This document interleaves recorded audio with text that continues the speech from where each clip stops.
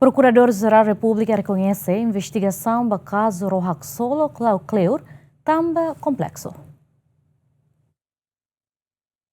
Processo de investigação do caso Rohaxolo, no Ministério Público, Lau Cleurona, notou agora se deu que finaliza, no público continua em resultado da investigação, também gasta o sambol. No sexta-ne, e a Palácio Presidencial, Procurador-Geral da República, Nelson de Carvalho Hatete, investigação do caso Rohaxolo Cleur, também difícil no complexo, mas bem afirma se retam resultado nebe mactia. BP Economy sempre rusida ne faz investigação.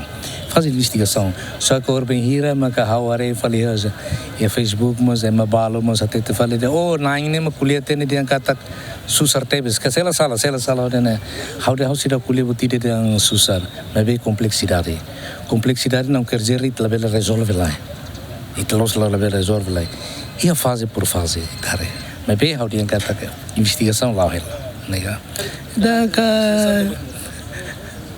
investigação também here repita boter hein se resultado não bequia se resultado não bequia se sai dia analeng ne ursira kule kona falbana segredo de justiça nian E hatinan rihon ruas sanulo resinhat Timor-Leste assina acordo com a empresa Atlantic Eagle onde halo construção para Rohaxolo mas beto agora rose mai mas que a autoridade raio a halo na pagamento e hatinan rihon rua ranulo resin rua oitavo governo constitucional decide onde halo revitalização ba estaleiro Atlantic Eagle e a Portugal o valor euro milhão ruanulo o acordo ne atualmente Timor-Leste maxai maior credor ba estaleiro ne o representação por cento se anulo resin Lima no sócio selo que nebehanesan mozerente representa por cento Lima. Tuir informação nebe GMN acessa Husi Jornal de Negócio Husi Portugal, oitavo governo constitucional halou na transferência o valor euro milhão sanulo resin todo ponto tolu, mas bem no governo to agora se deu que for continuação também se em processo.